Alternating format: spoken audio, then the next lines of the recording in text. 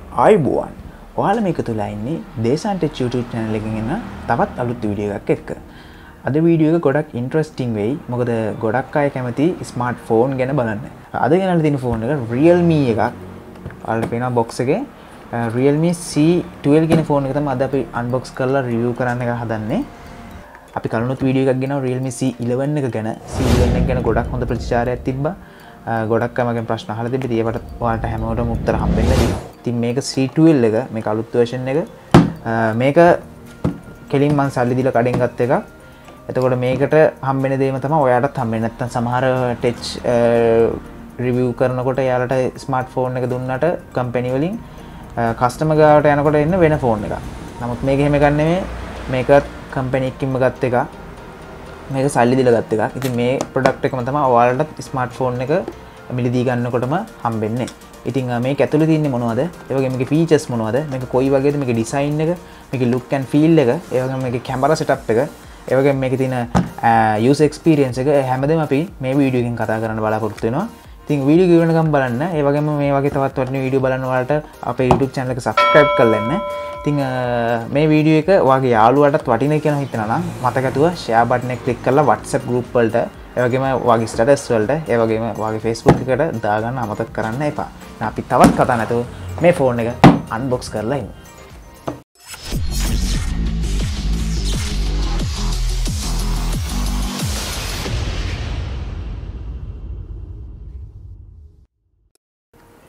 මුලින්ම අපි box එක මේ විදිහට අරගෙන බලමු.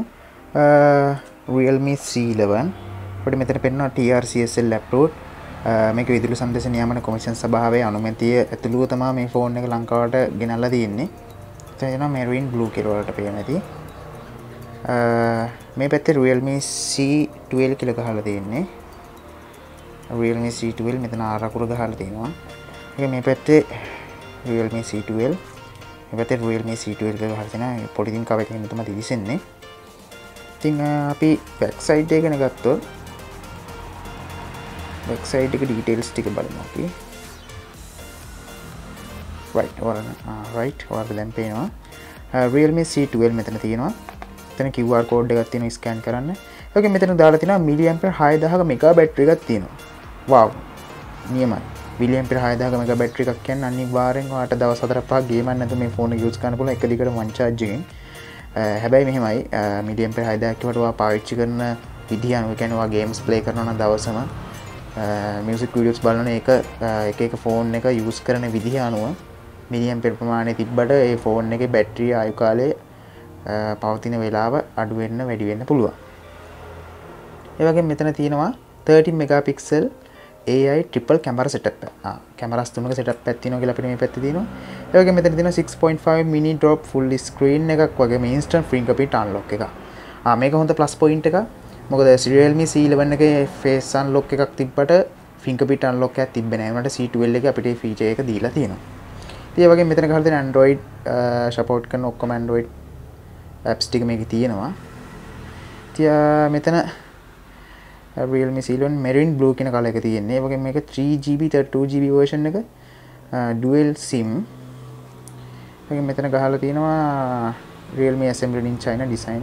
ඉතින් මේක Chinese phone එකක්. Chinese phone එකක් වුණාට අපි දන්නවා Chinese වලත් හොඳ brand එකක් තියෙනවා. දැන් iPhone එකක් වුණත් assemble කරන්නේ චීනේ. ඉතින් Huawei චීනේ, Realme චීනේ. ඉතින් ගොඩක් phones චීනේ ගහන්නේ. චීනේ ගහුව කියලා අවුලක් නැහැ. phone එක හොඳයි. මොකද Realme අපි කලින් phone එකක් ගත්ත C11 එකත් හොඳටම හොඳයි. ඉතින් Realme C12 එකත් අපි හිතමු ගොඩක් හොඳට perform කරයි කියලා. එහෙනම් අපි box එක ගැන දැන් බැලුවා.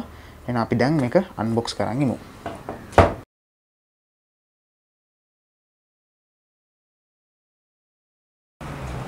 මුලින්ම කියනවා මේ ෆෝන් එක මම ෂොප් එකෙන් ගන්නකොට අරගෙන ඒ වෙලාවේ මේකේ පොලිතින් එක කව එක ගැලෙව්වා. නමුත් ෆෝන් එක තාම යූස් කරලා නැහැ. ඒ වෙලාවේ පොලිතින් කව එක ගලවලා ඇතුලේ warranty cards ඒ ටික claim කරලා ගත්තේ. ඉතින් අපි ෆෝන් එක මේ විදිහට ඕපන් කරගමු. ඒ නිසා පේපර් කටර් එකෙන් කට් කරන්න වෙලාවක් නැහැ. මේ විදිහට ෆෝන් එක උඩට උස්සනකොට normal හිමීට එනවා. ඉවසීම පුරුදු කරන වැඩ. right මේ පැත්තේ මේ විදිහට අපිට ෆෝන් එක ඕපන් වෙනවා බලා ගන්න පුළුවන්. right මේකේ තියෙන hey welcome to the Realme family කියලා. ඉතින් මේකේ තියෙන දේවල් අපි බලමු. මේකේ තියෙන අපිට quick guide එක ෆෝන් එක යූස් කරන හැටි හැමදේම මේකේ තියෙනවා. ඉතින් මේක කියවලා ෆෝන් එක යූස් කරන්න ගන්නවා නම් ගොඩක් හොඳයි. ඒක නිසා ෆෝන් එක එකපාරටම ගන්න කලින් මම මේ paperworks ටික කියවලා එන්නම්. එතකන් ඔයාලා පොඩ්ඩක් ඉන්න. A few moments later. මුලින්ම මේ කාරණේ කියනවනේ ෆෝන් එකක් ගත්තට බෑ. කොච්චර සල්ලි දීලා ෆෝන් එකක් ගත්තත් වැඩක් නැහැ. ඔයා මේ ෆෝන් එක පාවිච්චි කරන විදිහ හරියට ඉගෙන ගත්තේ නැත්තම්. ඒක නිසා මම මේ වීඩියෝ එකේදී කියවා මම මේක කියවලා එන්නම් කියලා. මොකද කෙනෙකුට දෙයක් කියලා දෙන්න කලින් ඒ ගැන හොඳ දැනුමක් වීමක් තියෙන්න ඕනේ. ඒ වගේම තමයි ඔයාලා ෆෝන් එකක් යූස් කරනකොටත් අනිවාර්යෙන් මේක කියවන්න. සාමාන්‍ය ලංකාවේ මේ ඉංග්‍රීසියෙන් තියෙනකොට මේක ඉංග්‍රීසි තේරෙන්නේ නැහැ කියලා වීසි කරලා දානවා. එහෙම කරන්න එපා. ඔයාලට තේරෙන විදිහට. මේකේ ඔයාලට Google Translator තියෙනවා ෆෝන් වල. ඒකෙන් වගේ ඔයාලට මේක තේරෙන නැති දේක් බලලා ඉගෙන ගන්න පුළුවන්. ඒ වගේම මේකේ තියෙන ෆෝන් එක ගැන සියලුම විස්තර, බැටරි පරිස්සම් කරන හැටි හැම දෙයක් ගැනම තියෙනවා. ඉතින් paperworks එක මෙයාලා මේ නිකන් දෙන්නේ නැහැ. ඒක අනිවාර්යෙන්ම කියවලා තමුන්ට හැකි පමණ තේරුම් ගන්න. එතකොට ඔයා මේක කියවුවහම ඔයා දන්නේ නැති මොකක් හරි දෙයක් ඔයාට ඉගෙන ගන්න පුළුවන්. ඒක නිසා ෆෝන් එක ගත්තට මේක නෙමෙයි iPhone එකක් වුණත් මොන ලක්ෂ ගණනක ෆෝන් එකක් වුණත් මේ දෙන paperworks එක මේකේ තියෙන leaflet ටික මේකේ තියෙන warranty guide ඒ කියන්නේ user experience කරන්න user information කරන්න මේ දෙන paperworks ටික අනිවාර්යයෙන්ම කියවන්න. මේකේ තියෙන රූප ප්‍රකාශන හරි බලන්න නිකමට හරි. එතකොට ඔයාලට අනිවාර්යෙන් යම් දැනුමක් මේකෙන් ලබා ගන්න පුළුවන්. ඉතින් මම මේකේ තියෙන විස්තර කියන්නේ නැහැ වීඩියෝ එක ගොඩක් ලික් වෙන හින්දා. right දැනට අපි paperworks ටික මෙන්න මේ විදිහට පැත්තකින් තියාගමු. දැන් අපි බලමු මෙච්චර වෙලා ඔයාලා බලන් හිටපු ෆෝන් එක කොයි වගේද කියලා. බලමු.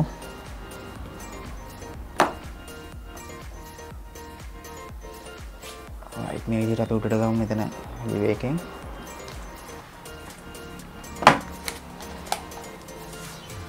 wow ඔයාලට පේනවා ගොඩක් ලස්සන කලර් එකක් තියෙනවා. නමුත් පොලිතින් එක නිසා පොඩ්ඩක් මැට් ෆිනිෂ් එකක් තියෙන්නේ. මෙතන තියෙනවා SD card SIM 2 SIM 1. මෙතන 3 card slot එකක් එන්නේ. මෙයාලා මේ පොලිතින් කවර් එකේම ගහලා ඇවිල්ලා තියෙනවා. ඒ වගේම මේකේ nano SIM තමයි සපෝට් කරන්න කියලා මෙතන ගහලා තියෙනවා. ඒ වගේම මේකේ බැටරි එකේ පිටිපස්සේ පැනල් එක රිමූව් කරන්න බෑ. ඒ කියන්නේ බෑක් එක සීල්. මේක සීල් type ෆෝන් එක. මේක මොකක් හරි රිපෙයාර් එකක් આવොත් authorized service center එකට යන්න කියලා ෆෝන් එක මෙතනින් අන්බොක්ස් කරනකොටම මෙයාලා දීලා තියෙනවා. right එහෙනම් අපි මේ පොලිතින් එක ගලව ගමු. ඉතින් අපි ෆෝන් එක එළියට ගමු.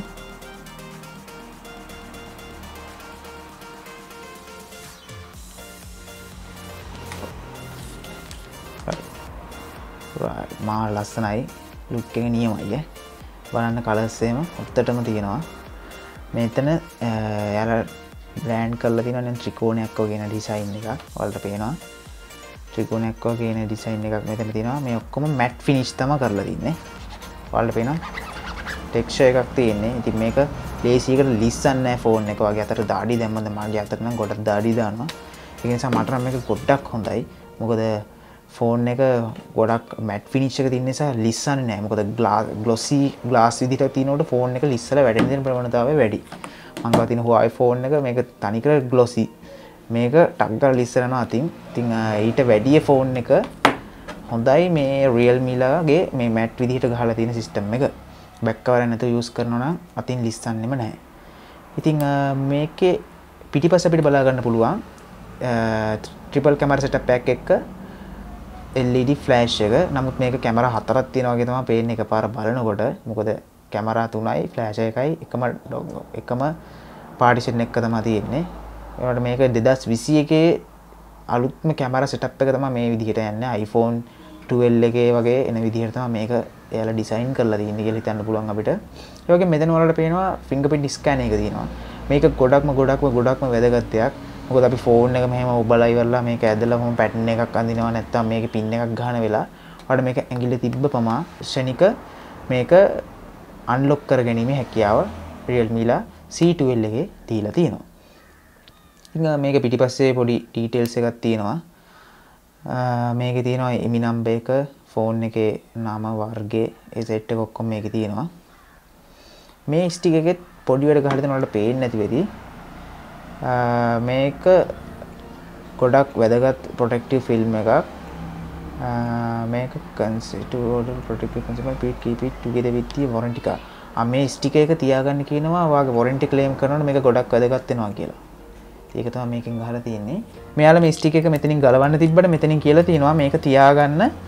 මොකද මේ warranty claim කරන්න ඕනකොට මේකේ එමි නම්බර්ස් ඒ ටික අවශ්‍යයි කියලා. right. ඒකින් අපි මේක දැනට මෙහෙම තියාගමු. මේක ගොඩක් හොඳයි බෑක්වර්ඩ් දැම්ම මේක අවුලක් නැහැ. ෆෝන් එක ඉදිරිපස ගත්තොත් ඔයාලට මෙතන පේනවා මෙතන මේන් ඉයර්පීස් එක වගේ මෙතන තියෙනවා ෆ්‍රන්ට් කැමරා එක. ඒ වගේම ෆුල් ඩිස්ප්ලේ එකක්ම තියෙනවා. ඒ වගේම මේක උඩ ගහලා තියෙනවා ප්‍රොටෙක්ටිව් ෆිල්ම් එකක්. ටෙම්පර්ඩ් ග්ලාස් එකක් නෙමෙයි, ස්ටික් එකක් වගේ එකක් තමයි ඉල්ල තියෙන්නේ. ගොඩක් අතට දාඩි දානවා පේනවා ඔයාලට. ඉතින් මේ පැත්තේ තියෙනවා පවර් බටන් එක. ඒ වගේම මෙතන තියෙනවා වොලියුම් අප් ඩවුන් බටන්ස් දෙක. උඩ අපිට සෙකන්ඩරි මයික් එකක් බලා ගන්න හම්බ වෙන්නේ නැහැ. නමුත් මේ පැත්තේ තියෙනවා අපිට SIM eject tool එක, SIM eject slot එක. අපි SIM eject කරගෙන බලමු කොහොමද කියලා.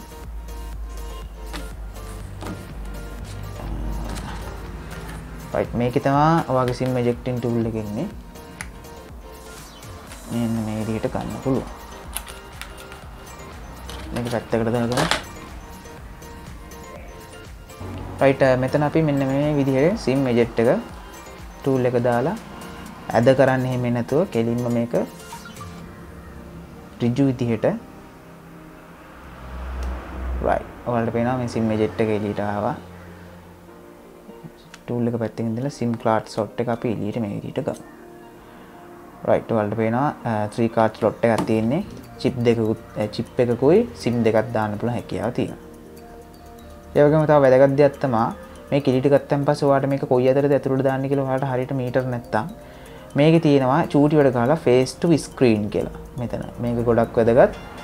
මතක ඇතුව face to screen කියන එක ඔයාගේ ඩිස්ප්ලේ එක පැත්තට එන්න ඕනේ. ඒ කියන්නේ face to screen කියන්නේ මේ පැත්ත ඔයාගේ ඩිස්ප්ලේ එක තියෙන පැත්තට තමයි එන්න ඕනේ. ඒකල්ල SIM card ටික දාලා බය නැතුව ඔයාලට මේක ඇතුළට හිමීට දාන්න තියෙන්නේ. අනිත් පැත්ත දැම්මොත් ඇතුළට හානි වීමේ හැකියාවක් තියෙනවා. ඒ නිසා මතක ඇතුව play එකට මේ face to screen තියෙන පැත්ත හරියට ගලපලා SIM card slot එක ඇතුළට දාගන්න. right, මේ පැත්තෙන් අපි down side එකට આવොත් එහෙනම් මෙතන තියෙනවා 3.5mm headphone jack එකක්. ඒ වගේම මෙතන තියෙනවා main microphone එක, USB micro USB port එක වගේම මෙතන තියෙනවා ඔයාලගේ main speaker එක. right, phone එකේ appearance එක ගැන කතා කරොත් හොඳ feel එකක් තියෙනවා, හොඳ grip එකක් තියෙනවා. ෆෝන් එක අතේ ගන්නට අවුලක් නැහැ. හොඳයි.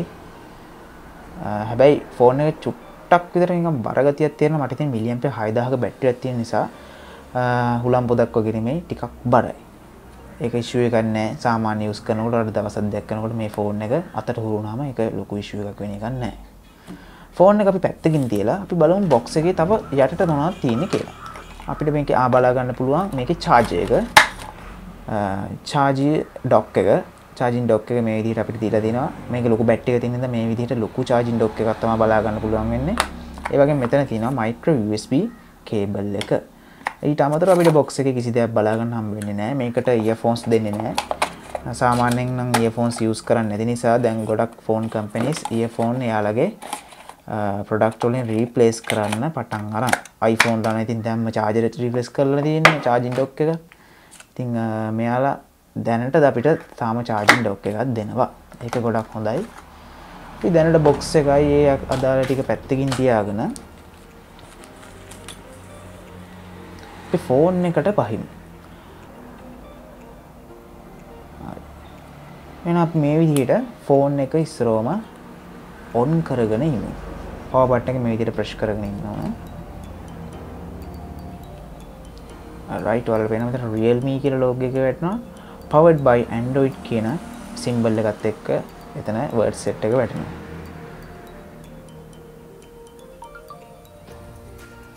Realme කියලා වැටෙනවා.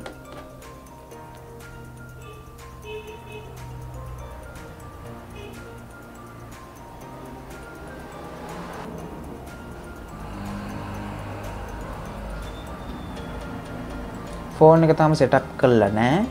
ඔයාලට පේනවා මෙතන සාමාන්‍යයෙන් මම කලින් වීඩියෝ එකේ කිව්වා ෆෝන් එකේ බැටරි ගැන කතා කරනකොට සාමාන්‍යයෙන් අපි ෆෝන් එක බ්‍රෑන්ඩ් නිව් ගත්තාම ෆෝන් එකේ බැටරි percentage එක half තියෙනවා. මේ තියෙන්නේ බැටරි හොඳයි නේද? මේ තියෙන්නේ බැටරි percentage එක වලට පේනවා ඇති half තියෙන්නේ. සාමාන්‍යයෙන් භාගයක් 150 60ක් වගේ අතරට තියෙනවා. ඉතින් මේක අලුතෙන්ම ගත්ත ෆෝන් එකක් තාම setup වත් කරලා නැහැනේ. අපි බලමු මේකේ language එක ඔයාලට ඕන නම් මෙතනින් සිංහල දාගන්න පුළුවන්. සිංහල දාගත්තාම ඔක්කොම ෆෝන් එක සිංහල වෙනවා. නම් තමිල් දාගන්න පුළුවන් දෙමළ හින්දි ඕන විදිහකට දාගත්ත හැකි.